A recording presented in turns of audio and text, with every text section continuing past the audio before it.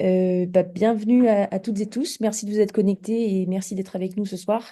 Et bienvenue dans ce webinaire, donc sixième webinaire, dernier de l'année, sur les forêts, donc forêts et biodiversité. Juste pour rappel, cette série de webinaires a été initiée dans le cadre du dialogue territorial énergie, qui est donc une démarche de concertation autour des enjeux énergie, eau, biodiversité, paysage, qui est lancée maintenant sur le terrain depuis 9 mois, un petit peu plus. Voilà, donc je vais présenter d'abord le déroulé de ce webinaire. Donc, on a 1 heure et quart à passer ensemble. On abordera d'abord, dans un premier temps, en guise d'introduction rapide, on fera une photo de la forêt du Briançonnais d'aujourd'hui, en abordant quelques points sur les essences, les filières et puis les acteurs engagés au quotidien. Ensuite, on dira quelques mots on s'interrogera sur la santé des forêts, en abordant des éléments sur les sols, sur l'eau et puis sur le climat. Et puis, on verra le rôle du forestier, euh, en quoi, euh, en quoi il accompagne au quotidien les dynamiques naturelles. Et puis, on verra avec Lucie Lombard en fin de webinaire comment ça se passe avec les citoyens, quel travail sciences-société autour des forêts avec les habitants et habitants du territoire. Je vais vous présenter tout de suite les intervenants qui pourront dire quelques mots supplémentaires sur leur fonction et leur structure. Donc, Lucie Lombard, cofondatrice de l'association Forêt Alpine sur le territoire, donc. Vianney Teng de l'Office national des forêts et en charge plus particulièrement de l'unité territoriale Guiers-Trois-Queyras. Et puis Daniel Gilbert qui est écologue spécialiste des zones humides et tourbières. Je vous dis peut-être qu'on va enchaîner les trois interventions. Et puis comme ça, on laissera un grand temps de questions, discussion finale. Si vous voulez poser une question sans attendre, vous pouvez utiliser le chat. C'est juste en bas, c'est l'endroit où le petit icône où il y a les trois petits points. Vous pouvez poser votre question ici ou l'écrire et puis la garder pour plus tard. Voilà, je vous propose de commencer tout de suite pour qu'on garde un maximum de temps pour les échanges. Vianney, je vous en prie, vous pouvez ouvrir le webinaire, s'il vous plaît. Bonjour à tous. Merci de votre présence. Donc, je suis Vianney Ting, donc, Office national des forêts, plus particulièrement sur le Guiers 3 Queyras, mais je représente l'agence des Hautes-Alpes pour ce soir. Donc, on voulait commencer par vous faire un portrait rapide de ce à quoi ressemble, ce qu'est la forêt sur le territoire du PETR. Euh, donc vous vivez dans les parages, je pense. Donc vous avez une image, mais c'était pour mettre quelques chiffres. Donc à l'échelle de ce territoire, c'est près de 80 000 hectares de forêt. Euh, et qui est essentiellement de la forêt publique, qui appartient essentiellement aux collectivités, à des communes, avec un tout petit peu de forêt domaniale et environ 15% de forêt privée, donc qui appartient à des particuliers. Voilà, donc elle se situe sur tous les versants des principaux cours d'eau, des principales vallées qu'on connaît bien. Tu peux passer à la diapo suivante, Wajma, merci. Donc en termes d'essence, j'imagine que vous les connaissez aussi. On est sur un territoire avec essentiellement des essences résineuses, très peu de feuillus, euh, qui ont des usages plus ou moins variés euh, selon leurs caractéristiques euh, mécaniques notamment, ou de résistance à un certain nombre d'attaques de parasites. Donc ça, j'ai tout de suite une approche très filière bois, qui est quand même une activité économique importante sur le territoire. Donc certes derrière le tourisme, certes derrière l'agriculture, mais c'est quand même une activité économique qui justifie qu'on aille intervenir en forêt, parce que sinon la forêt aurait pas besoin de nous, hein.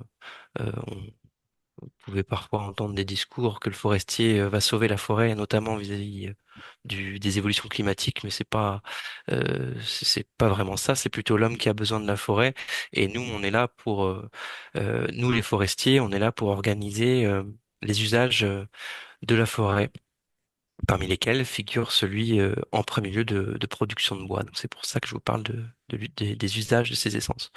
Donc l'essence principale, la plus emblématique du territoire, c'est le mélèze, évidemment, qui est apprécié et recherché non seulement pour sa valeur de bois, ses qualités mécaniques, d'imputrescibilité pour des usages extérieurs, etc. Donc c'est ce qui fait que c'est une essence très demandée par la filière, mais c'est aussi une essence patrimoniale forte du territoire pour son attrait aussi paysager, sa valeur écologique, les milieux particuliers qui s'y développent.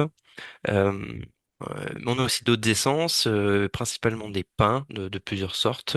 Le pin sylvestre que vous trouverez plutôt dans les franges basses, dans les pieds de versant, et qui est l'essence qui subit, à nos yeux, le plus fortement les effets du changement climatique aujourd'hui. On aura l'occasion d'en reparler. Le pin sambro, qui est aussi une essence patrimoniale euh, avec un certain nombre d'usages traditionnels bien connus autour de l'ébénisterie d'art, etc. Donc un pain qu'on retrouve vraiment haut en altitude, généralement en mélange avec le mélèze, euh, et parfois en peuplement pur, donc les cambrais. Il en existe quelques-unes sur ce territoire qui sont euh, c'est exceptionnel. Donc une des plus connues étant celle du Bois des Dailles à Villars-Saint-Pancrace. Donc c'est un arbre, l'arbre de montagne par excellence, hein. C'est un de ceux qu'on retrouve le plus haut en altitude, jusqu'à plus de 2400, voire 2500 mètres d'altitude, selon les versants. Et puis le pin à crochet, qu'on a tendance à confondre un petit peu avec le pin sylvestre, ils peuvent se ressembler, ils peuvent même s'hybrider, donc qu'on retrouve dans beaucoup de versants intermédiaires, hein, dans la frange entre le pin sylvestre et le mélèze. Euh, voilà, on voulait pas trop s'attarder sur cette partie introductive, simplement peut-être rappeler euh, pour inciter sur ces questions d'usage, parce que ça peut faire partie des inquiétudes dans la tête du grand public ou de pas mal de personnes sur à quel point on mobilise le bois de ces forêts par rapport à ce qu'elle est capable de produire. Donc faut avoir en tête que sur ce territoire-là dont on parle, ce territoire qui est le nôtre, il y a quasiment la moitié des surfaces forestières qui sont inaccessibles et qui le seront euh, très longtemps, voire pour toujours, je dirais, parce que pour des raisons de pente, pour des raisons d'accessibilité trop difficile, parce qu'il y a des zones de barres rocheuses à passer ou quoi. Donc c'est quasiment 50% de la surface forestière que les forestiers ne touchent pas. Donc toute l'activité de gestion, elle se concentre dans la deuxième moitié, plutôt dans les parties plus basses et avec des accès possibles pour des engins. Donc il y a déjà par définition la moitié de la forêt de ce territoire qui est en libre évolution. Et dans la seconde partie, le travail du forestier est de prélever euh, pour l'usage de la filière le pas plus que ce que la forêt est capable de produire. Donc ce qui fait qu'on a euh, globalement une ressource, et notamment sur des produits bois énergie, puisque c'est souvent ce qui fait peur, hein, c'est qu'on aille broyer des arbres pour aller remplir des chaudières. On a globalement une ressource qui est excédentaire par rapport à ce qu'on peut consommer en termes de bois énergie sur ce territoire. C'est un petit peu moins vrai sur le bois d'œuvre, qui est très demandé pour des usages de sciage, de construction bois, euh, où là, il y a la nécessité d'être plus vigilant. Et c'est notre travail du quotidien avec la filière pour leur expliquer que non, on ne peut pas aller plus loin euh, que ce que la forêt est en train à la capacité de produire.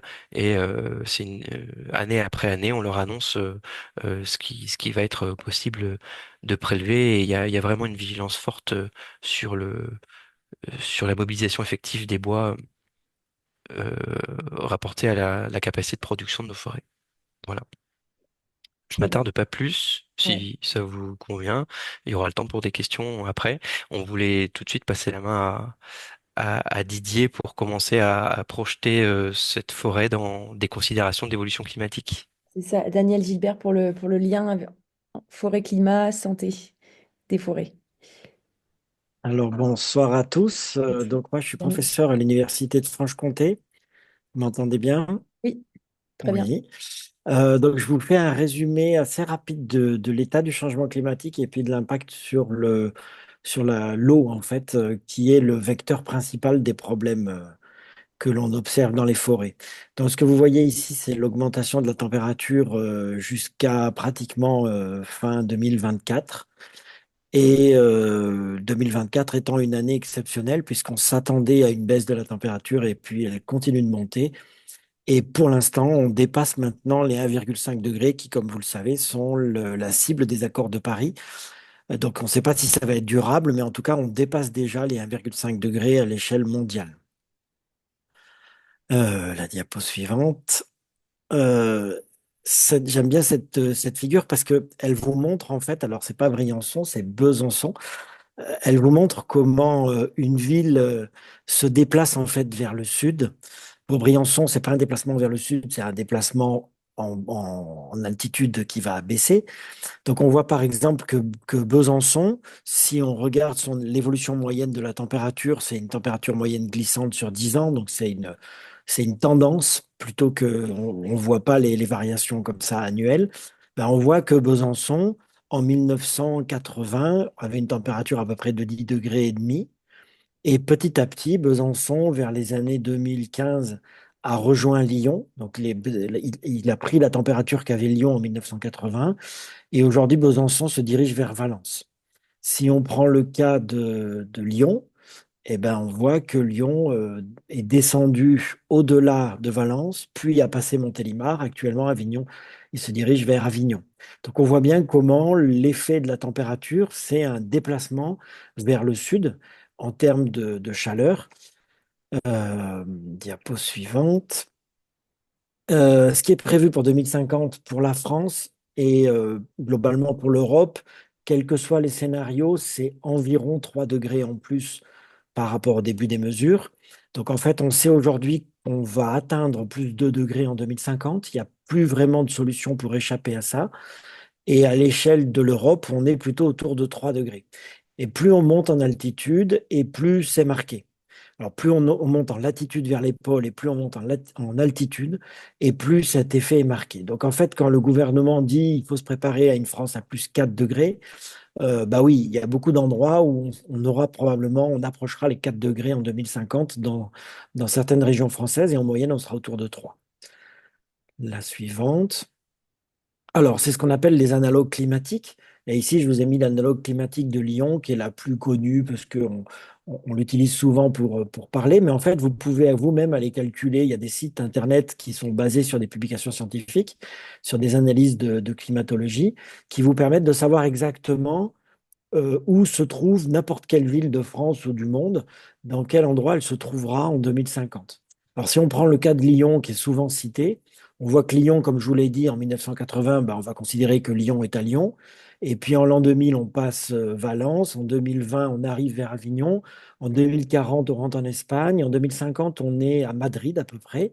Et l'autre analogue climatique, alors analogue climatique, on est bien sur température moyenne, pluviométrie, humidité, événements extrêmes. Voilà, le modèle mathématique, en fait, va chercher la ville qui ressemble le plus à ce qu'on avait en 1980 quelque part. Et donc, pour Lyon, c'est soit Madrid, soit Rome. Ce qu'il faut bien comprendre, c'est qu'il ne s'agit pas du tout d'hypothèse ou de attention, si on fait rien, on va arriver là, etc. Là, on est avec certitude, Lyon aura un climat proche que celui qu'avait Madrid ou Rome en 1980. Il n'y a pas de, il n'y a pas d'incertitude en fait. Ça peut être un petit peu moins, un petit peu plus, mais il est clair que c'est vers là qu'on va.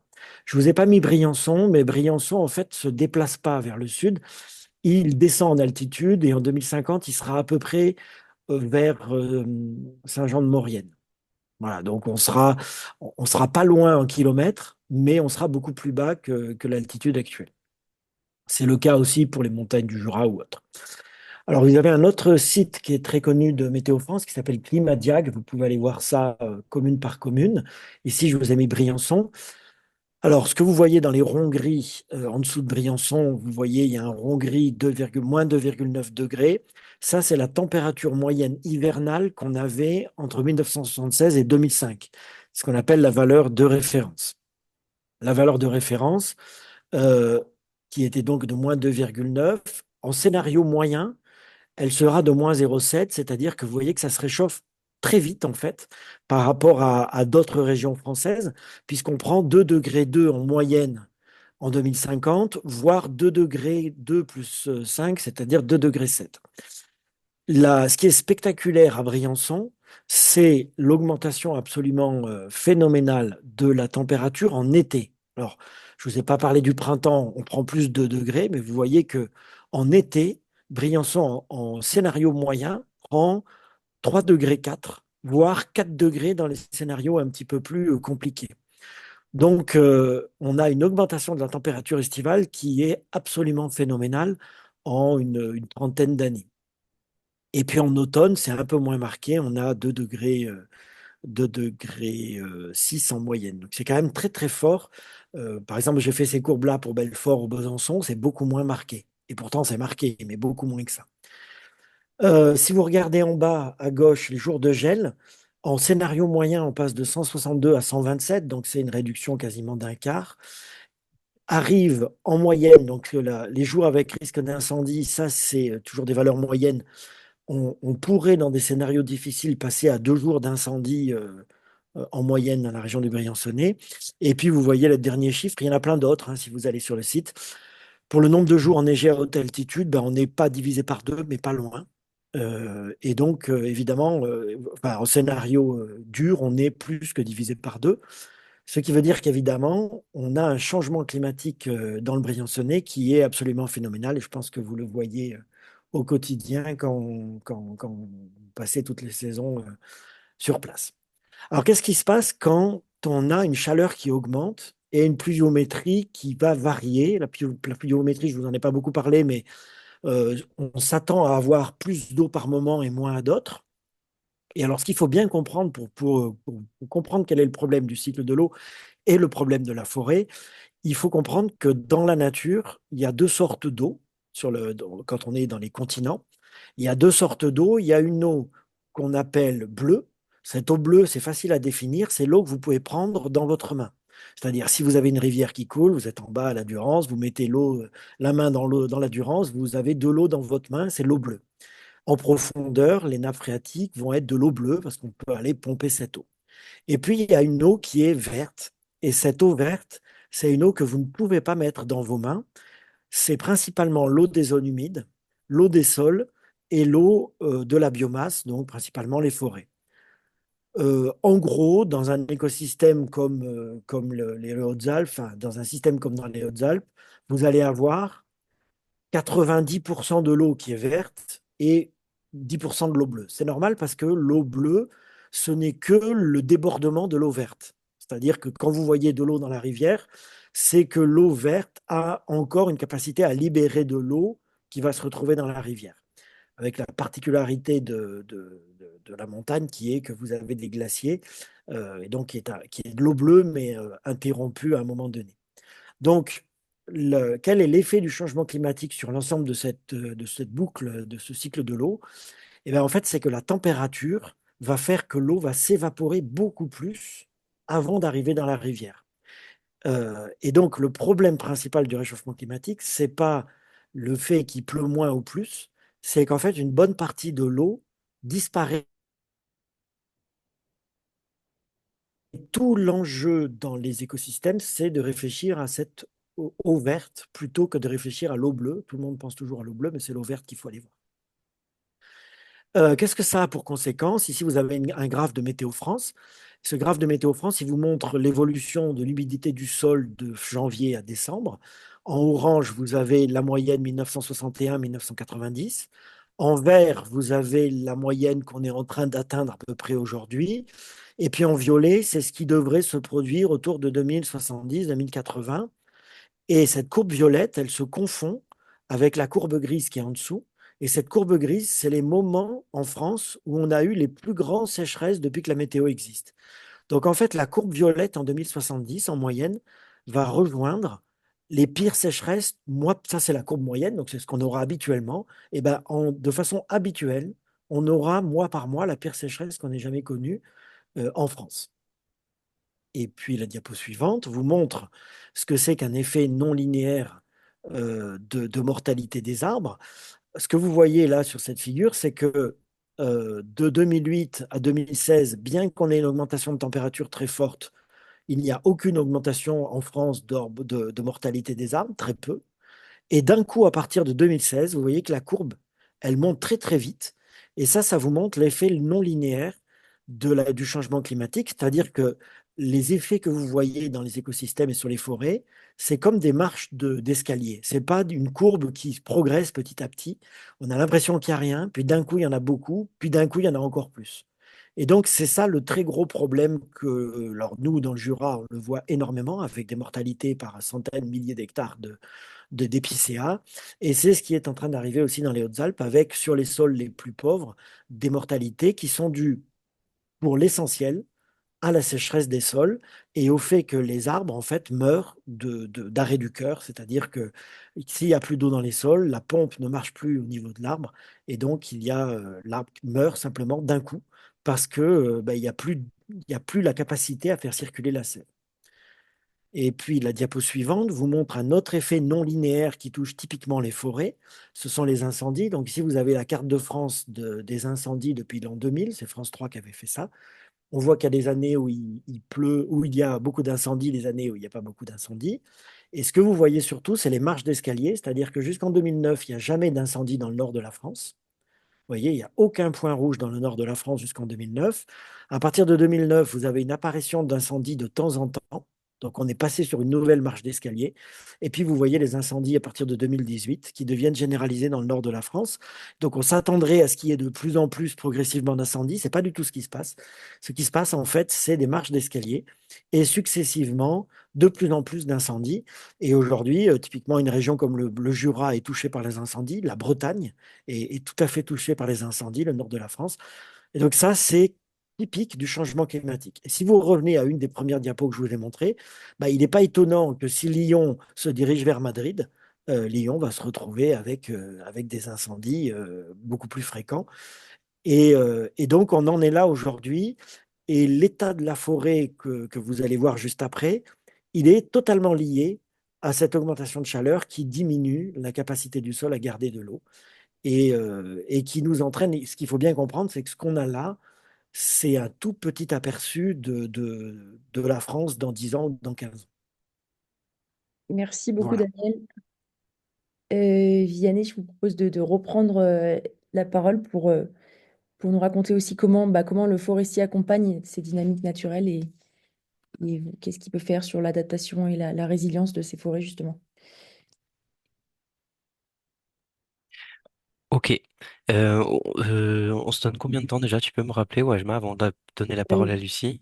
Ensuite, tu peux prendre 5 minutes, là, 5 5 5 minutes? Ok. minutes, 7 minutes. Donc, j'ai juste deux diapositives. Le but étant de vous parler très rapidement de comment on commence à ressentir l'effet de ces phénomènes que vient de vous décrire Daniel dans le Briançonnais, et puis quelles sont les stratégies d'adaptation auxquelles on réfléchit, nous les gestionnaires forestiers.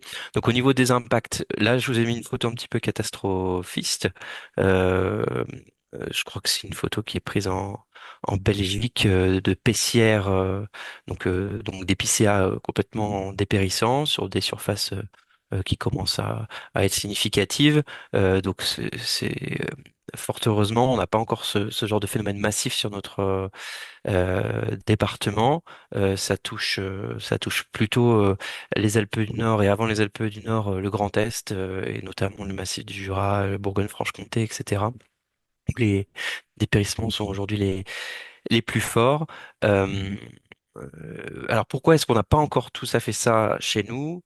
Eh ben c'est pour l'instant qu'on a la chance d'avoir des essences qui sont certes montagnardes, mais qui ont aussi qui sont aussi d'influence méditerranéenne et qui ont du coup une capacité de résistance à la sécheresse assez marquée. Donc, euh, des essences que je vous ai présentées tout à l'heure, qui font que tout simplement elles tiennent encore le coup. Euh, alors la théorie enfin la comparaison qu'on a l'habitude de faire, hein, nous les forestiers, c'est la, la- la théorie du boxeur, hein. C'est-à-dire qu'un arbre et à plus grande échelle une forêt, elle est en mesure, en capacité de recevoir des coups de poing. Donc les coups de poing, c'est des coups de sécheresse estivale, hein. Un coup de poing, deux coups de poing, trois coups de poing. Et si les coups de poing sont trop forts ou trop nombreux, il y a un moment, il y a rupture complète de la capacité de l'arbre à résister euh, à l'aléa. Et ça peut donner des choses comme cette photo-là, avec des ampleurs potentiellement très importantes sur des centaines, des milliers d'hectares. Donc les coups de poing pour l'instant, les peuplements, les forêts de mélèzes, de pins crochets, euh, de Pinsambro, euh, et ben, ils y échappent pas, mais pour l'instant, ils résistent.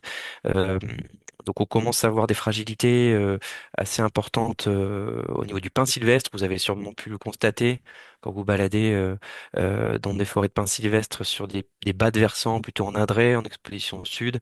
On voit euh, des arbres avec peu de densité d'aiguilles, avec beaucoup de gui, éventuellement de la mortalité de branches. Donc, c'est des signes avant-coureurs, même déjà relativement avancés, d'une fragilité vis-à-vis de la ressource en eau. Euh, alors il y a aussi l'âge des arbres, hein. Ils peuvent être pas très gros, mais parfois très vieux. Donc il y a aussi un stade où les arbres deviennent sénescents de par leur grand âge. Mais ce qui est certain, c'est que le climat n'y est quand même pas pour rien, en tout cas pour le pin sylvestre. Sur le mélèze, euh, on perçoit moins de signes de fatigue. On voit moins que sur le pin sylvestre, mais il y a un certain nombre de recherches qui ont été menées par des chercheurs de l'INRAE sur le Briançonnais, qui se sont vraiment penchés sur l'anatomie du mélèze, enfin, vraiment les cellules de bois, comment euh, elles réagissent, quelle forme elles ont, euh, comment sont-elles constituées, euh, avec des études sont faites depuis assez longtemps et sur différents étages de végétation qui montrent que, eh bien, avec l'évolution climatique, le mélèze développe une adaptation, c'est-à-dire qu'il fait évoluer la forme de ses cellules euh, pour améliorer la conduction de la sève et résister à ces coups de poing de sécheresse. Si adaptation, c'est bon signe parce que a priori, pour l'instant, il s'en sort, mais un végétal peut s'adapter, mais jusqu'à un certain point. Il y a un moment où il n'y arrivera plus. Donc, il est vraiment pas impossible, voire probable, qu'on finisse par avoir aussi sur le Mélèze et globalement sur la forêt des Hautes-Alpes ce genre de phénomène plus massif à une échéance qu'il est difficile de d'estimer, mais on parle de 2050, 2080, 2100, euh, où il serait pas impossible qu'on ait ce genre de phénomène. Du coup, dans ce cadre-là, comment le forestier essaie de réagir? Euh, donc là, c'est pas de la forêt en dépérissement, que vous voyez là, hein. C'est simplement notre joli mélésin d'automne. J'ai choisi cette photo pour illustrer l'importance du mélange d'essences, qui fait partie d'une des stratégies euh, que les forestiers tentent de développer pour améliorer la résilience des forêts à ces aléas climatiques. Donc, comment on définit la résilience par rapport à la résistance? Donc, euh, la résistance, c'est la capacité d'une forêt à résister à un aléa, à se battre contre les méfaits de cet aléa. Et la résilience, c'est sa capacité, au cas où, dans l'éventualité où l'aléa aurait été trop fort et aurait entraîné une destruction partielle ou totale, et ben c'est la capacité de l'écosystème ou de la forêt à se reconstituer et à reprendre voilà, se reconstituer pour redevenir une forêt pleine, fermée, vivante. Euh, Et donc le mélange fait partie des atouts pour se reconstituer après un éventuel aléa. C'est-à-dire que là, dans le cas de la photo qu'on a là, si jamais le mélèze subissait un aléa fort qui développe une fragilité forte pour le mélèze et engendrerait par exemple la pullulation d'un parasite, dans ce massif-là, le mélèze pourrait subir une mortalité importante, mais il y aurait autre chose qui serait là, cette seconde essence qui a l'air d'être un pain, euh, qui serait présente pour prendre le relais et ne jamais euh, arriver à un stade de d'effondrement massif et total sur des grandes surfaces. Donc ça fait partie des stratégies qu'on essaie d'avoir, sachant qu'on part de loin. Vous promenez probablement souvent dans nos mélésins des Hautes-Alpes, il y a une bonne partie qui est pure. Il y a très peu de mélange d'essence, ce qui est une situation, ce qui est flamboyant à l'automne. On est tous ravis de profiter de ces espaces-là, mais ce qui présente une fragilité assez importante vis-à-vis euh, d'un éventuel aléa climatique et qui toucherait le mélèze, en plus d'être assez peu favorable à la diversité écologique. Donc voilà, une des facettes, une des méthodes, on va dire, pour améliorer la résistance et la résilience des peuplements. Et ensuite, il y a tout un panel de solutions techniques qui vont des plus interventionnistes, à savoir coupe à blanc, plantation d'une nouvelle essence venue d'ailleurs, supposée être plus résistante aux futures conditions climatiques. C'est des scénarios qui existent, qui sont pas ceux qui sont privilégiés dans notre région, mais ça existe. Vous avez dû le voir ou en entendre parler. Et jusqu'aux solutions les plus portées sur la libre évolution, à savoir accompagner éventuellement avec un petit peu d'assistance, un petit peu d'accélération, des dynamiques d'évolution naturelle de l'écosystème. Et c'est par exemple dans les adrets de la Durance, par exemple dans le Guiers 3, on commence à voir apparaître sous le pin sylvestre dépérissant du chêne pubescent qui remonte tranquillement année après année de la Durance. Et on voit cette niche écologique du chêne pubescent s'étendre vers l'amont. Et on peut imaginer que dans 100, 150 ans, dans ces bas de versants, euh, qui sont aujourd'hui en pin sylvestre, qu'il puisse y avoir beaucoup plus de chênes pubescents, qui est possiblement une essence plus adaptée au futur climat. Donc on pourrait se contenter dans un scénario beaucoup plus porté sur les dynamiques naturelles, d'accompagner cette évolution, favoriser dans nos interventions l'installation du chêne pubescent, voire l'accélérer, pour essayer de remplacer un peu plus rapidement ce pin sylvestre, ou en tout cas d'augmenter, de faire évoluer la composition du mélange en faveur de cette nouvelle essence. Voilà ce que Merci. je pouvais dire pour commencer, lancer le débat, on va dire. Ouais, merci beaucoup, Vianney. Ça lancera sûrement le débat. Je propose qu'on passe à toi, Lucie, sur justement peut-être quel est le rôle des citoyens, des habitantes et des habitants du territoire sur la préservation des forêts. Qu'est-ce qu'ils font en lien avec les scientifiques déjà sur le territoire? Si tu peux nous expliquer tout ça. Euh, je t'en prie, c'est à toi. Merci beaucoup, Wajma, et merci, Vianney et Daniel, pour tous ces éléments qui sont très intéressants. Et c'est de là aussi qu'est partie l'idée de créer une association qui s'appelle Foralpine, qui a été créée il y a plusieurs années maintenant. Donc, de mieux connaître le territoire. Et c'est une démarche aussi bien citoyenne. Donc, moi, initialement, en tant qu'habitante du territoire, très intéressée par ces enjeux, avec d'autres citoyens, des acteurs du territoire et des acteurs scientifiques qui ne sont pas sur place, mais qui voulaient travailler encore plus étroitement avec le territoire. On travaille déjà avec l'Office national des forêts, par exemple, mais ils voulaient aussi développer les recherches collectivement et aussi mettre à disposition les connaissances scientifiques, mais aussi valoriser les connaissances locales. Toutes les connaissances locales, l'objectif, c'est de les valoriser et de les développer. Connaissance des citoyens quand on va dans la forêt, qu'est-ce qu'on observe, en quoi c'est important par rapport aux enjeux, par exemple, et les connaissances techniques de l'Office national des forêts, par exemple.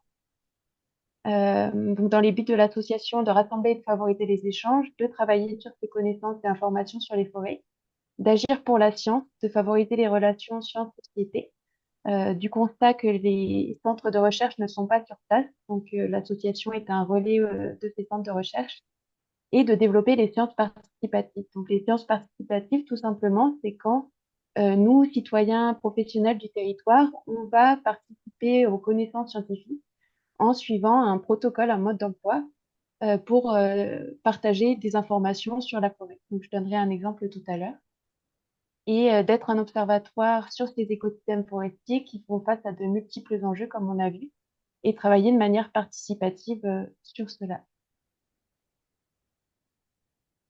Donc, en exemple concret d'action participative, à Guillestre, il y avait une volonté commune avec la mairie, l'Office national des forêts et l'Association des communes forestières, accompagnée de Environnement et Solidarité qui animait des ateliers. Donc, de travailler sur la forêt communale de Guillestre. Et ça a été dans le cadre de la révision de l'aménagement, le plan de gestion forestier sur 20 ans, et de travailler collectivement sur les enjeux majeurs pour cette forêt et quels sont les besoins et attentes des habitants de la commune, des acteurs par rapport à cela. Donc, il y a une réunion d'organiser, ainsi qu'une consultation également pour d'autres personnes qui n'étaient pas présentes, si elles souhaitaient participer. Et on a observé une réelle volonté d'échange sur ces sujets et un fort besoin de connaissances, de mieux connaître la forêt communale, quels sont les enjeux et comment finalement mieux travailler collectivement sur ces enjeux de manière durable également. Et comme Vianney est présent, je ne sais pas si tu souhaites rajouter quelques éléments, des retours d'expérience. Euh, eh bien, simplement que voilà, on avait aussi apprécié cet exercice qui nous poussait à écouter davantage la parole des citoyens, parce que si dans le schéma habituel d'un renouvellement de plan de gestion en forêt communale, ça se passe en vase clos, j'ai envie de dire, entre le maire avec l'éventuel élu référent à la forêt et puis l'équipe de l'ONF qui travaille sur le plan d'aménagement, sur le plan de gestion. Donc c'était intéressant pour nous d'avoir ce moment d'écoute. Et, euh, et au final, ce qui est surtout ressorti, c'est ce que tu dis, Lucie, c'était pas tant des demandes d'une gestion qui aille dans ce sens ou dans ce sens-là. C'était surtout un besoin d'information. Les gens veulent surtout comprendre ce qui se passe en forêt, quels sont les travaux, pourquoi et comment ils sont faits. Euh, c'est vraiment ce qu'on a retenu de cet échange-là. Et depuis, on essaie de faire plus d'efforts en ce sens. Merci beaucoup. Comme Vianney a présenté aussi, il y a des recherches qui sont réalisées par les scientifiques du centre de recherche qui s'appelle INRAE. Depuis une quinzaine d'années, ils travaillent sur le mélèze dans le Briançonnais. Donc, pourquoi le mélèze? Parce qu'en fait, c'est une espèce qui est présente donc là sur le versant que vous reconnaissez peut-être, voire sûrement, de Villars-Saint-Pancrace et Saint-Martin-de-Carrière. Donc, le mélèze, il est présent à basse altitude, mais également jusqu'à haute altitude. Donc, là, on a les noms, mais c'est donc Larix et Mélèze, pin sambrou en altitude, pin sylvestre, pin accroché. Et à gauche, on voit un petit peu de sapin. Donc, la pièce. Et grâce à ce gradient naturel de recherche, en fait, ils peuvent étudier le mélèze sous différentes conditions climatiques. Parce qu'il y a une variation de la température moyenne annuelle de 8 degrés entre le bas et le haut du versant. Ils ont étudié les arbres adultes à partir de prélèvements dans l'arbre, de ce qu'on appelle les carottes. Ils vont faire un petit prélèvement dans l'arbre et pouvoir étudier les cernes et quelles ont été les adaptations du mélèze avec le climat. Et ils ont fait une autre recherche qui nomme une transplantation croisée. Donc en fait, tout simplement, c'est de prendre des mélèzes des différentes altitudes et d'intervertir donc entre les différentes altitudes. Par exemple, un mélèze qui était à 2300 mètres va être planté à plus basse altitude, par exemple 1350 mètres. Et donc là, il va subir un réchauffement. Et comment est-ce qu'il s'adapte à ce réchauffement? Donc, ce sont des recherches qui sont menées avec donc là une observation comment les mélèzes s'adaptent, les jeunes mélèzes, les arbres adultes, observation du bois et également des analyses génétiques. Donc, comment est-ce que le mélèze s'adapte à ces variations du climat? Et il y avait une réelle volonté de communiquer sur ce travail de recherche et de travail ensemble. Et là, l'exemple qu'on a, c'est un travail qui a été cette fois-ci co-construit entre les chercheurs et les acteurs du territoire en bas du versant qu'on a vu à Villars-Saint-Pancrace avec des capteurs connectés en temps réel. En fait, on va observer l'écosystème forestier en temps réel, tandis que les recherches que j'ai présentées avant de l'INRAE, elles sont sur du long terme. Ça met quand même du temps d'observation, plusieurs années d'analyse des données, puis la retransmission. Et donc, il y avait aussi un besoin d'urgence de voir les sensibilités, les évolutions de l'écosystème forestier. Donc, ce qu'on a commencé à faire, c'est pas encore un dispositif de recherche, c'est plutôt un test de comment est-ce qu'on travaille entre le territoire et les chercheurs sur l'écosystème forestier. Donc, il y a plusieurs capteurs qui ont été installés, une station météo, aussi des petits capteurs pour de la micrométéo. C'est un chercheur qui étudie les insectes, qui voulait voir si, par exemple, il y avait un stress, il faisait trop chaud pour les insectes dans telle partie de l'arbre, ou alors si c'était un refuge, par exemple, sous l'écorce. Donc, la micrométéo dans l'arbre. Et le capteur que je vous présente ici, c'est un dendromètre. En fait, c'est tout simplement une pointe qui est posée sur le mélèze et qui va sentir les micro-variations du tronc de l'arbre. La journée, quand il y a de la transpiration, l'arbre va être un peu plus contraint et il va reprendre de l'eau la nuit. Mais ce qu'on observe en été, par exemple, c'est qu'il va pas réussir à reprendre suffisamment d'eau. Il va être en stress hydrique. Donc, ça a été construit avec la mairie, l'ONF et les citoyens. Et le but, donc là, on a pu commencer à faire des démarches participatives localement, des dynamiques aussi avec les chercheurs. Et comment est-ce qu'on structure ça et on pérennise ça?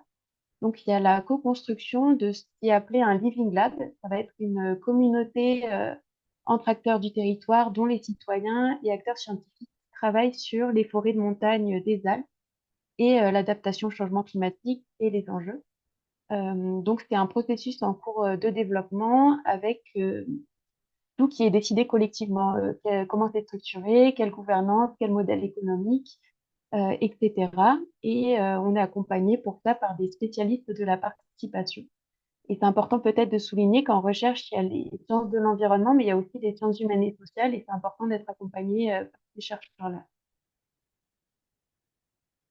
Et un exemple de sciences participatives qu'on peut faire en tant qu'habitant du territoire, en fait, les chercheurs, ils sont pas sur place et c'est nous qui pouvons apporter les observations régulières sur la forêt. Donc, l'exemple du programme Phénoclim porté par le CREA Mont-Blanc, c'est le centre de recherche sur les écosystèmes d'altitude. Et chacun peut observer plusieurs arbres proches de chez lui et les événements saisonniers des arbres. Donc, par exemple, au printemps, l'ouverture des bourgeons, le développement des feuilles ou la floraison. Là, j'ai mis le noisetier parce que c'est le premier arbre qui va se développer en vraiment début de saison de végétation. Donc, on va noter les dates de ces événements et voir quelles sont les évolutions. Donc, il y a des variations interannuelles, mais aussi des variations avec le changement climatique. Donc, il y a besoin d'observation des habitants du territoire et d'analyse scientifique à partir de ces données. Et à ce webinaire ce soir, il y a Claude Rémy qui est présent et lui, il observe depuis 2008 des espèces à Villars-Saint-Pancrace, au Villaret, et il apporte déjà beaucoup de contributions pour ses connaissances scientifiques. Donc, tous ces éléments, c'est pour montrer qu'on peut participer à la connaissance et on peut travailler collectivement sur des enjeux et que tous les échanges apportent beaucoup pour mieux travailler, mieux connaître et mieux collaborer sur ces enjeux. Et merci beaucoup. Merci beaucoup à toi. Merci beaucoup à tous les trois pour ces premières interventions. Je propose qu'on passe à un temps d'échange, de questions-réponses ou alors juste d'échange si vous avez des remarques, des interrogations ou des points que vous souhaiteriez un peu plus développer. Voilà, je vous en prie, vous pouvez ouvrir votre micro et puis poser votre question. Peut-être lever la main dans un premier temps s'il y a plusieurs personnes en même temps. On peut lever la main virtuellement via les petites réactions en bas. Et puis peut-être sur le lien science-société que tu viens d'évoquer, Lucie, je précise juste que ce dialogue justement territorial énergie est accompagné par deux scientifiques, en particulier Niels Ferrand et Mathilde Boissier, qui nous aident justement à définir un cadre méthodologique pour cette concertation et à définir aussi la manière dont on aborde les enjeux énergie, eau, biodiversité, paysage. Voilà, donc ce projet même de dialogue est un test, est un essai justement de renforcer ce lien entre science et société. Voilà. Donc, je vous en prie, si vous avez des questions ou si vous voulez réagir, peut-être partager quelque chose de votre quotidien ou de votre travail aussi. Maxence, tu peux y aller, je t'en prie. Peut-être dire deux mots de Bonjour. présenter. Ouais. Merci beaucoup déjà pour l'intervention que j'ai trouvé vraiment super. Alors moi j'ai deux petites questions. Alors au début vous avez parlé d'hybridation entre je crois que c'était le pain à crochet et le pain quelque chose. Voilà, je voulais savoir si vous pouviez vraiment le définir et nous dire aussi comment est-ce que nous on peut l'observer à l'œil nu ou c'est vraiment des petits changements qui sont subtils qui peuvent pas s'observer. Ça c'est ma première question. Et la deuxième, on a beaucoup parlé du manque d'eau et des conséquences que ça avait sur les arbres. Mais moi, je suis dans le département depuis 1 an et demi et apparemment, c'est particulièrement pluvieux. Et je voulais savoir si le fait également qu'il y ait plus d'eau, ça avait un impact ou non. Voilà, merci. Je vais répondre à la première question, puis je laisserai Daniel peut-être répondre à la seconde. Alors oui, il y a des phénomènes d'hybridation entre le pain à crochet et le pain sylvestre. Donc, je ne sais pas si vous êtes à l'aise dans la reconnaissance des deux. Donc, le principal critère pour reconnaître un pain sylvestre, c'est quand il y a cette espèce de desquamation orangée de l'écorce, plutôt dans la partie haute de l'arbre sur le tronc, quoi, la tige principale. Euh, le pain à crochet ayant sinon une forme à peu près comparable, mais sans cette desquamation orange, et puis les cônes ne sont pas tout à fait identiques. Et donc c'est des espèces qui sont assez proches euh, euh, génétiquement, j'ai envie de dire. Et donc dans les franges où elles sont proches géographiquement, il y a des possibles mélanges avec des individus qui prennent des caractéristiques de l'une et de l'autre. Ce qui fait que il peut être parfois difficile de faire la différence parce qu'on peut avoir bah voilà, des arbres qui ressemblent à l'un et à l'autre. Voilà, c'est pas très voilà, c'est pas très fréquent qu'on puisse trouver un, un arbre où on se dit ça a priori c'est vraiment un hybride parce que ça dépend aussi, c'est des deux arbres qui se ressemblent pas mal aussi dans leur jeune âge, donc ça dépend du stade de développement de l'arbre. En tout cas, c'est un phénomène qui existe, qui est connu, oui. Peut-être sur la Alors, question de l'eau. moi, j'apprends qu'il y a une hybridation, je ne savais pas. Ok. Une hybridation possible, pas accrochée à Sylvestre. Pour la question de l'eau, c'est extrêmement conjoncturel. Alors, sur l'événement lui-même, c'est extrêmement conjoncturel. C'est-à-dire qu'en fait, il y a un phénomène qui est lié à un flux en altitude d'air qu'on appelle le jet stream, qui en 2024 a eu un comportement bizarre. C'est-à-dire que c'est un courant d'altitude qui oscille et le réchauffement climatique provoque une oscillation qui est plus importante, c'est-à-dire l'amplitude de l'oscillation elle est plus importante. Et aussi, normalement, ce courant, il se déplace assez régulièrement. Et puis là, il est un peu resté bloqué. Et en fait, quand on est au-dessus de cette ligne qui oscille, il pleut beaucoup, il fait froid. Quand on est au-dessous, il fait chaud et il fait sec. Et il se trouve que la France et l'Angleterre sont restés bloqués dans la partie au-dessus. Et donc, on a eu l'impression qu'il pleuvait tout le temps. Enfin, c'était pas une impression, il a plu tout le temps. D'autant plus que l'océan est extrêmement chaud et la Méditerranée est beaucoup, beaucoup plus chaude que ce qu'elle était avant. Et donc, ça provoque des pluies beaucoup plus fortes.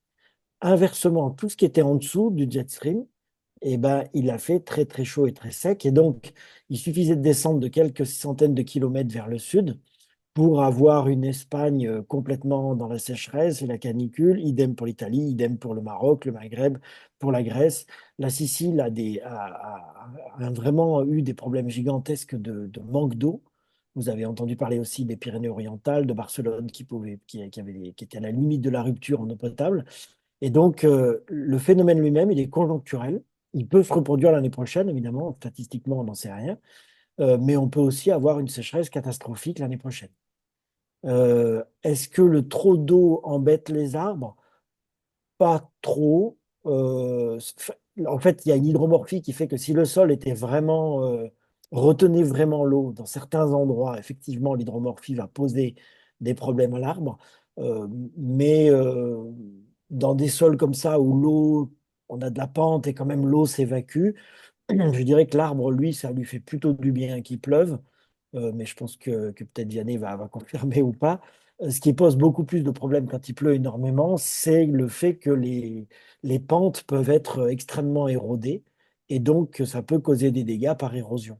Mais l'arbre, en règle générale, sur une pente comme ça, ne va pas avoir de problème d'hydromorphie parce que l'eau va pas pouvoir vraiment rester en excès et donc c'est moins un problème que la sécheresse. Je confirme, l'arbre prend ce qu'il a à prendre pour ses besoins en matière d'eau et le reste, il le laisse au milieu. Donc le trop d'eau n'est pas un problème, sauf dans la configuration qu'explique Daniel au niveau du sol, mais qui est un motif qui apparaît très rarement dans nos régions. Et après le trop d'eau, enfin si vraiment le climat a changé pour devenir humide, mais on va pas du tout vers ça, et ça engendrerait effectivement euh, des modifications au niveau de la végétation, puisqu'on a des essences qui apprécient plus ou moins l'humidité atmosphérique. Le mélèze notamment ne l'apprécie pas, c'est une essence de milieu sec. Donc, mais on n'en est pas, c'est pas du tout la tendance. Il faut pas craindre ce trop d'eau pour les pluies. On a beaucoup plus pour les arbres, pardon, on a beaucoup plus à craindre ça pour des questions de risque naturel, d'érosion, de lave torrentielle, etc. Mais pas pour la végétation. Super, merci. Est-ce que quelqu'un veut réagir dans la continuité ou sinon je prends la question dans le chat? Donc je vous lis la question de Louis Vol qui dit: Il serait intéressant d'avoir une simulation de l'évolution de l'étagement de la végétation pour 2030-2050, étage montagnard, alpin, subalpin, nival. C'est déjà sensible depuis un demi-siècle, mais quid maintenant s'il y a disparition de certaines espèces? Alors, j'ai appris il y a peu de temps un chiffre qui permet de se représenter un peu l'évolution euh, de l'évolution de la végétation, enfin du climat en fonction des tranches altitudinales. Donc, il semblerait que tous les 10 ans, on gagne euh, environ 50 mètres de dénivelé, d'évolution climatique. Donc, ça donne un peu un ordre de grandeur de la vitesse à laquelle les choses évoluent. Donc, je crois que c'est un chiffre qui est donné dans un scénario euh, médian, moyen d'évolution climatique. Euh, et donc, comment ça se traduit? Ça se traduit, et on le constate tous, par une élévation progressive du niveau de la limite altitudinale de la forêt.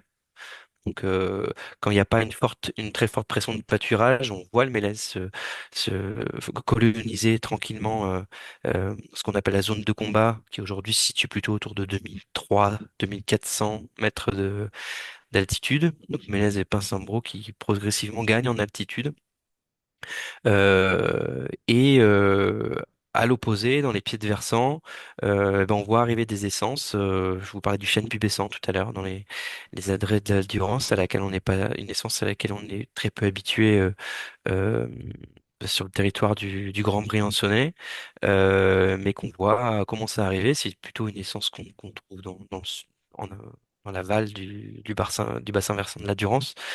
On le voit beaucoup plus dans les coins de Manosque, Fort-Calquier, ces régions-là. Mais elle est déjà bien présente, par exemple, sur les communes de Saint-Clément-sur-Durance. Donc, on est dans le territoire qui nous concerne. Et dans quelques versants, par exemple, du massif de Combe-Chauve, à Guillestre. Mais on est sur le front de colonisation, là, vraiment dans le Guillestrois. Euh, donc, ces étages, on les voit avancer et à la vitesse, a priori actuelle, d'environ 50 mètres de dénivelé toutes les décennies. Est-ce que Et Louis... Oui, tu veux rajouter quelque chose, Lucie?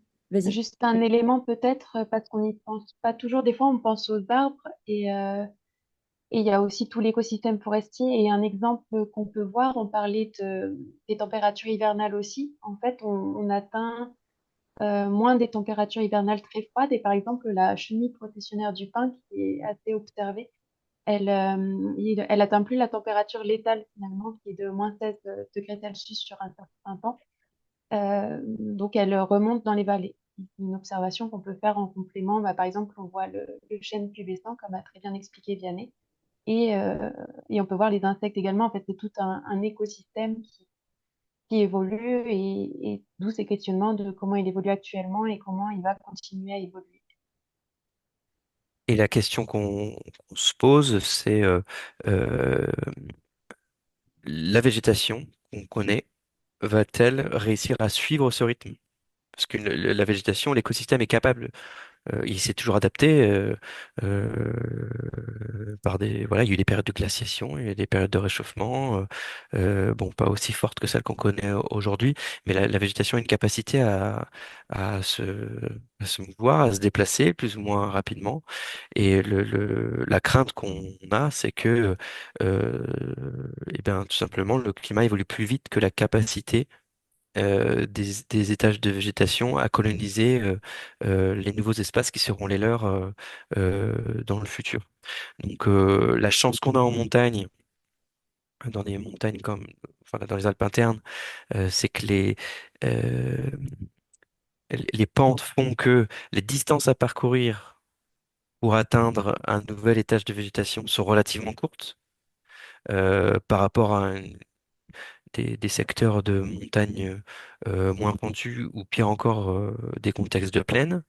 Euh, C'est-à-dire que si l'étage de végétation se relève, un étage donné, par exemple celui du pin sylvestre, se relève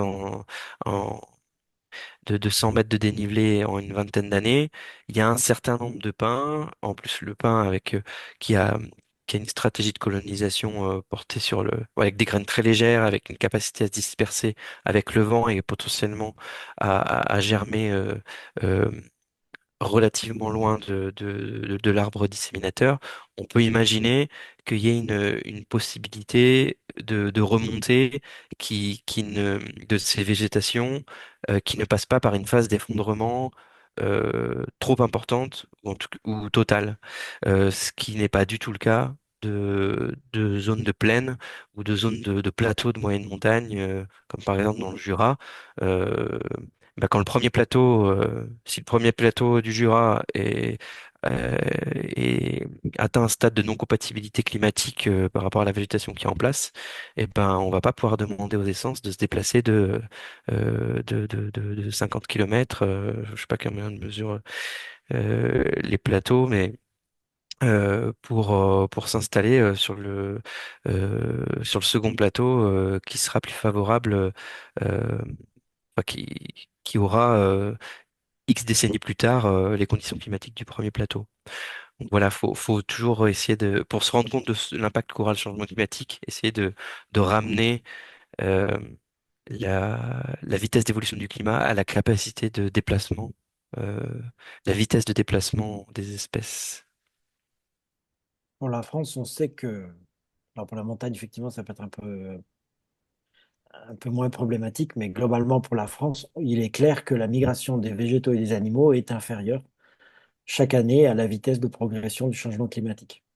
Donc en fait, les forestiers dans des zones comme le Jura savent déjà que l'arbre ne peut pas suivre. C'est impossible. Et donc, ils pensent à des transplantations, notamment des transplantations d'écosystèmes, c'est-à-dire qu'on ne prend pas juste, fait pas juste des plantations d'arbres, mais on envisage des déplacements de morceaux de sol avec des arbres, avec des microbes, avec tout ce qu'on peut trouver. Et justement, il y a une question dans le chat sur la question de la migration et des sols, de la qualité des sols. Est-ce que la migration rapide en altitude est soutenable? Et sur la question de la qualité des sols, notamment, est-ce que vous avez quelques éléments de précision sur ça? Ce qui est sûr, c'est qu'un écosystème, c'est pas juste je prends un arbre et je le plante, hein. On considère par exemple que quand une espèce invasive arrive, il va falloir une trentaine d'années pour que son cortège l'accompagne.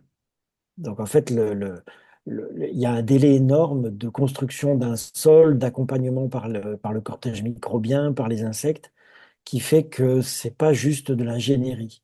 Il y a effectivement un problème de temps. Et l'écosystème a besoin de temps et un sol en milieu montagnard, c'est pire qu'ailleurs parce qu'il fait froid. Et donc, le taux d'accumulation de matière organique, la formation du sol est beaucoup plus longue. Ce qui fait que c'est pas juste on va déplacer des arbres et les planter, ça marchera pas. Et donc, l'idée dont parlait Vianney, qui est le fait d'accompagner, en fait, de quelque part de laisser un petit peu faire, mais de privilégier la qualité de l'environnement, la qualité de la fonctionnalité des écosystèmes, sa capacité à fixer du carbone, à faire circuler l'eau, etc. C'est vraiment ce qui est privilégié aujourd'hui dans tous les milieux, parce que la simple plantation ou déplacement d'espèces ne marche pas.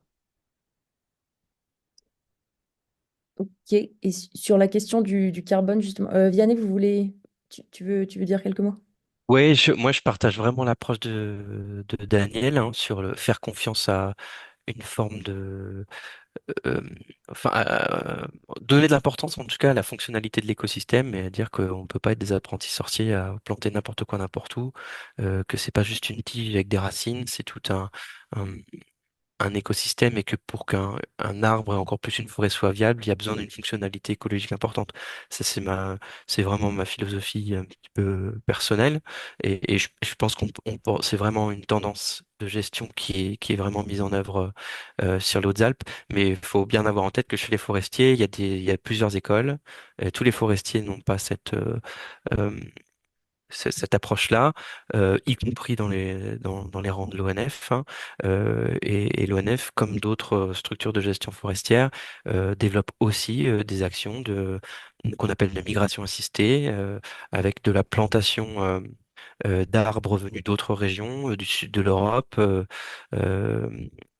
euh, voilà, des sapins de Céphalonie, des pins de Salzmann, du cèdre de l'Atlas. Voilà, c'est des tests qui ont lieu, y compris dans les Hautes-Alpes, hein. Dans le Briançonnais, il y a quelques petits exemples. Donc pas avec des scénarios drastiques de coupe rase et on replante sur des grandes surfaces cette nouvelle essence. C'est plutôt des tests qui sont faits d'enrichissement, c'est-à-dire on vient planter quelques petits îlots, des bouquets de 10-15 arbres, un dans un coin d'une parcelle, un autre 100 mètres plus loin d'un autre coin de parcelle, pour déjà voir comment ça se passe, comment ça réagit, est-ce que ces espèces arrivent à s'implanter dans notre écosystème. Euh, et si ça fonctionne, ça donne l'espoir que en cas de pépin sur l'essence qui est en place aujourd'hui, ben celle-ci pourrait prendre le relais et éviter une période où vraiment le versant serait à nu ou presque. Donc c'est un scénario qui est intéressant pour garder une continuité de couvert forestier, aussi une continuité de production de bois pour la filière, parce que c'est c'est un point important, mais par contre qui pose question d'un point de vue de l'intégrité des cortèges écologiques, c'est-à-dire quand on introduit une essence qui n'est pas naturelle, autochtone, naturelle au territoire. euh, donc déjà, on peut parfois importer des essences, des espèces ravageuses de champignons ou d'insectes qui viennent avec. Il y a pas que dans le domaine de la forêt, mais c'est un schéma relativement euh, euh, fréquent.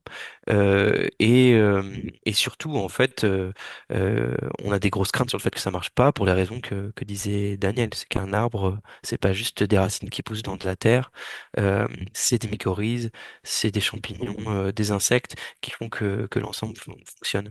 Et un arbre qui vient d'une autre région, qu'on introduit dans un sol, un écosystème sol qui n'est pas le sien, euh, on l'aide pas, on l'aide pas à bien commencer sa vie d'arbre.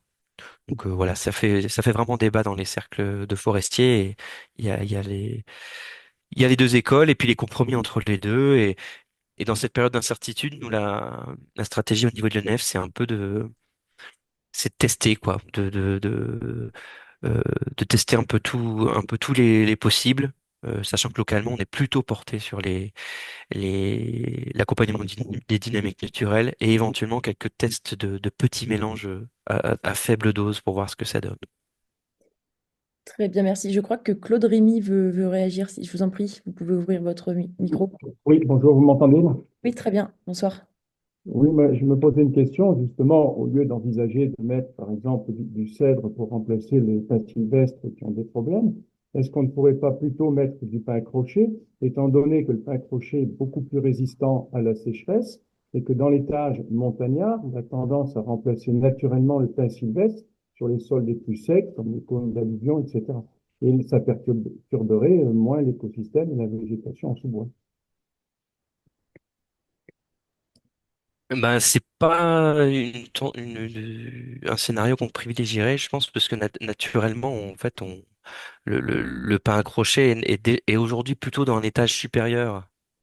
On le retrouve naturellement plutôt dans un étage supérieur que celui du pin sylvestre.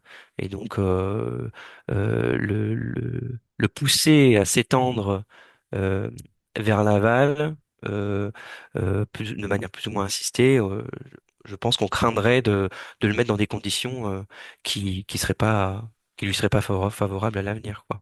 Donc, on serait plutôt à accompagner l'installation d'essences qui viennent déjà de conditions encore plus sèches et plutôt de conditions climatiques plus basses en altitude et d'où cette émergence du chêne pubescent qu'on accompagnerait volontiers euh, pour intégrer un peu plus le mélange avec le pin sylvestre. Dans l'étage montagnard, il est déjà présent, le pin crochet. Alors, plus bas, effectivement, mais quand on reste dans les étages montagnards des altitudes de 1200-1400 mètres en Clarée, par exemple, le pin crochet est quand même bien présent et il remplace un peu le pin sylvestre sur les secteurs les plus secs, naturellement. Et ben après on s'adapte. Moi c'est pas ce que vous décrivez là. Moi c'est pas ce que j'observe dans le Kera où je suis plus souvent. Après le rôle du forestier c'est de s'adapter, c'est d'observer. C'est avant tout d'être un bon observateur des dynamiques naturelles. Et si on se rend compte qu'il y a un secteur avec euh, du pin sylvestre fatigué et qu'on voit se régénérer du pin accroché qui lui est en forme et qui n'est pas dans les scénarios, les modèles qu'on a de projection climatique qui est a priori pas condamné, c'est sûr qu'on va accompagner cette dynamique-là, hein. Il est hors de question de, de, de, de détruire une dynamique naturelle, d'altérer un écosystème et encore moins de faire des dépenses inutiles à aller planter quoi que ce soit, alors qu'il y a une dynamique naturelle euh, qui va dans le sens d'une meilleure adaptation de l'ensemble au futur climat. Là, on est dans des configurations qui sont idéales. Et surtout, laisser faire. Surtout laisser faire dans ces cas-là.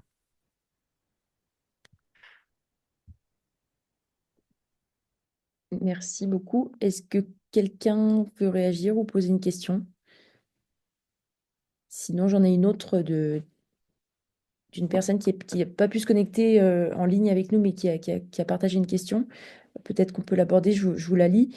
Quelle est la courbe du stockage du carbone du mélèze en fonction de son âge? Est-ce qu'on peut aborder ce point stockage du carbone, maturation, âge de l'arbre? Si l'un de vous trois souhaite...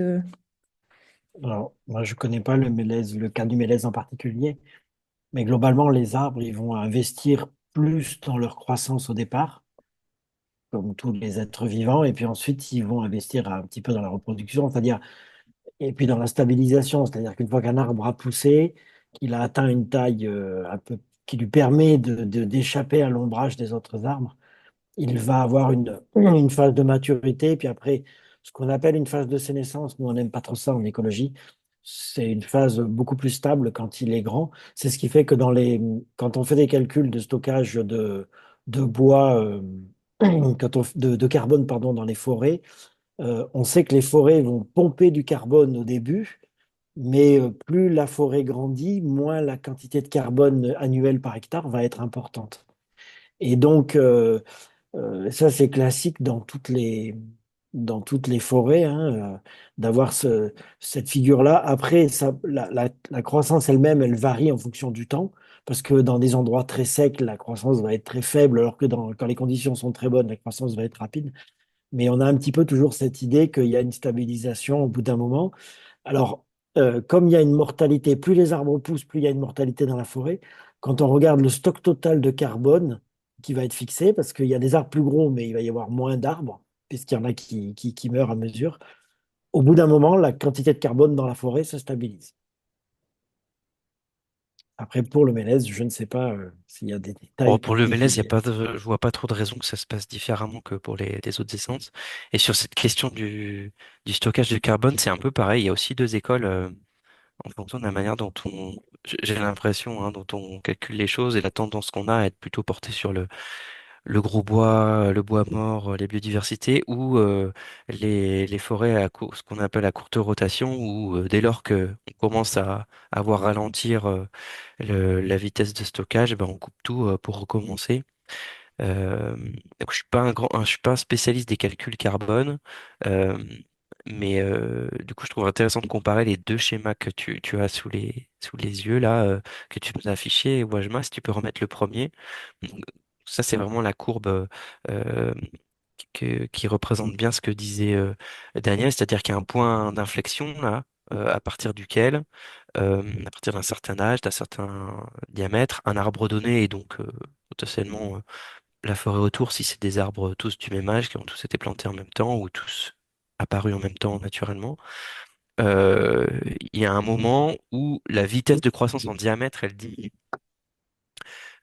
Ce qui laisse penser que après ce point d'inflexion, on pourrait perdre de la vitesse de stockage de carbone.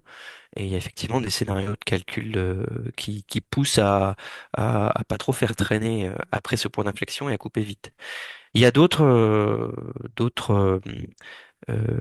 personnes qui défendent notamment des sylvicultures plutôt portées sur la production de gros bois. Donc c'est l'objet de la deuxième diapo. Euh, Wajma, qui a été réalisé par l'association ProSilva, qui est une association de gestionnaires forestiers qui défend plutôt des sylvicultures irrégulières, c'est-à-dire avec sur un endroit donné de la forêt tous les âges, du mélange d'essences, des gros bois, du bois mort, etc. Donc sylviculture plutôt euh, portée sur la naturalité euh, qu'on qu'on- qu'on apprécie, nous, et qu'on essaie de laquelle on essaie de se rapprocher dans la gestion qu'on a des forêts de montagne sur les Hautes-Alpes. Et donc, eux, leur approche, ils essaient de montrer avec un graphique comme celui-ci, qu'un arbre, plus il est gros, plus vite il crée du volume de bois. Euh, et si on s'y penche un petit peu, c'est très clair. En fait, ce qui produit du bois dans un arbre, c'est la surface euh, de ce qu'on appelle le cambium, qui est ce tissu qui est situé sous l'écorce, qui est un tissu très fin de quelques cellules d'épaisseur, mais qui couvre toute la surface du tronc, qui est une sorte de grand cône, qui couvre toute la surface du tronc et qui crée les cernes de l'arbre. Et en fait, plus le bois est gros, plus la surface de ce tissu est importante, et donc la surface productive de bois est importante. Et donc, ce que montre ce schéma, l'espèce de courbe montante, la courbe pleine, la montante, montre que à chaque fois qu'on change de dégradé de verre, on a créé 1 mètre cube de bois. Donc, on a stocké 1 mètre cube de produits carbonés. Euh, le premier mètre cube de bois, il se crée alors, je sais pas quelle essence a été prise. Bon, c'est un arbre type, un arbre un peu fictif. Le premier mètre cube de bois, il se crée euh, euh, jusqu'au diamètre 35 centimètres. Donc c'est le temps, enfin le diamètre qu'il faut pour avoir 1 mètre cube. Le deuxième mètre cube de bois, il se crée à 45 centimètres. Donc on a déjà un temps qui s'est un petit peu réduit. Le troisième mètre cube de bois se crée à Ouais. 5 ans, encore sur un temps encore un peu plus court. Et après, plus on avance, plus les mètres cubes de bois se créent et se stockent du coup dans l'arbre rapidement, en un nombre d'années plus faible. Donc c'est ce qui pousse ce genre enfin, les personnes qui défendent cette théorie-là. Je pense que dans les débats sur le stockage du carbone, c'est des gens à juste titre à mon avis, justifient qu'on laisse les arbres grossir plutôt pour stocker du carbone. Et avec d'autres avantages collatéraux qui sont ceux des capacités d'accueil en biodiversité. Plus les arbres sont vieux, gros, plus ils développent des micro-habitats sur eux-mêmes qui permettent l'installation d'espèces différentes, que ce soit des oiseaux, des insectes, des champignons, des micro-mammifères. Euh, espèces qui contribuent à la fonctionnalité de l'écosystème et donc à la santé de la forêt. Euh, D'autant plus que qui dit gros bois mort un jour. Alors, ils sont pas tous morts parce qu'on va en prélever pour pouvoir faire du sillage, des maisons, du parquet. Mais on a la préoccupation de laisser un certain nombre d'arbres euh, en libre évolution dans les parcelles forestières, arbres qui deviendront un jour du bois mort. Et on sait que le bois mort euh, permet et le sol qui est derrière quand il se décompose stocke une partie euh, importante de carbone. Euh, voilà. Ce qui est un compartiment, le sol est un compartiment à vraiment prendre en compte dans ces logiques de calcul de carbone, stockage de carbone. Mais- Merci beaucoup. Peut-être qu'on peut prendre encore juste 2, 3 minutes. Il y a une question là tout de suite dans la continuité de ce qui est dit, de Michel Rougeot qui dit: J'ai cru entendre que la forêt de la Croix de Toulouse, 100% pin sylvestre, allait évoluer pour plus de diversité. Est-ce que vous avez quelques infos là-dessus ou c'est juste peut-être une remarque générale de Michel Rougeot qui réagit? Alors c'est possible, je la connais mal cette forêt-là. C'est pas impossible qu'un jour, bon ça prendra du temps parce que c'est un peu loin de Saint-Clément-sur-Durance, mais qu'un jour on voit du chêne pubescent aussi apparaître au pied de ce versant, donc il y a une forme d'évolution euh, naturelle vers un mélange d'essence et euh, et après voilà je sais pas d'où vient cette information mais il y a peut-être des projets aussi qui plus interventionnistes euh, qui ont été évoqués par la commune propriétaire ou par l'ONF gestionnaire de cette commune pour y introduire des des essences plus ou moins autochtones et essayer de limiter la vulnérabilité de ce massif qui est aujourd'hui, d'après ce que je comprends, monospécifique, donc constitué d'une seule essence, ce qui est pas très favorable. Oui, et je crois qu'il y a des réflexions déjà pour une forêt de protection et on peut transmettre la question à l'Office national des forêts, donc qui travaille sur cette forêt communale. Je peux mettre le mail de l'association Forêt Alpine. On essaye de mettre en relation les acteurs avec enfin, de répondre aux questions des différentes personnes et mettre en relation avec les acteurs. Donc, si ça vous convient, on peut transmettre la question à l'ONF sur Briançon. Oui, il y aura une réponse. Ça, c'est pas mon secteur, donc je suis pas en capacité de répondre, mais je vois. Voilà, c'est Julien Michelat qui s'occupe de ce coin, ou alors mon collègue Christophe pour apporter des éléments aussi, il n'y aura pas de souci. Et c'est vrai que sur le territoire, on observe bien que l'ONF est toujours très volontaire pour répondre aux questions et il y a beaucoup de conférences et de rencontres et pas hésiter à poser les questions, donc soit en passant par Forêt Alpine ou si vous rencontrez les forêts, il y a une réelle volonté d'échange et de partage des connaissances. Super, merci. Comme on déborde déjà un petit peu sur le temps, je vais peut-être demander s'il y a une dernière remarque dans l'audience, dans les participants qui sont ici. Il restait une question en suspens dans le chat, je pourrais la transmettre aux intervenants. Sinon, moi, je vous remercie. Je vous fais je dis juste quelques mots d'un observatoire participatif qu'on a lancé sur le territoire, justement, avec ces scientifiques. C'est l'endroit où vous pouvez aussi poser des questions, nous soumettre aussi des points d'attention, des problématiques qui vous questionnent sur ces sujets, forêt, biodiversité, énergie, eau. Voilà, je vous explique pas en entier maintenant parce que on est déjà un peu en retard. Mais si ça vous intéresse, vous pouvez m'écrire. Je vous expliquerai un peu plus en détail. Si vous avez l'opportunité là de flasher ce petit code, vous pouvez le faire pour remplir le formulaire de quelques questions après. Voilà, sinon je remercie les 3 intervenants, Daniel, Vianney et Lucie, pour leur participation ce soir avec nous. Ce webinaire a été enregistré, donc il sera disponible en ligne sur le site du PETR, bien évidemment. Et puis encore une fois, si vous avez encore des questions qui restent ou si vous voulez discuter un peu plus avec les 3 intervenants du soir, je pourrais faire le lien. Voilà. Ma- Lucie, Vianney et Daniel, est-ce que vous avez un dernier mot ou on peut clôturer?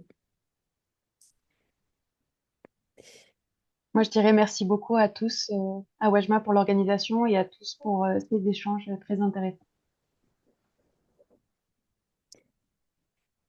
Bah, Oui, super. merci. Merci et bonne soirée. Ouais. Merci à tous. Bonne soirée à tous. Merci de votre intérêt pour la forêt. Bonne soirée et à bientôt. Au revoir. Au revoir.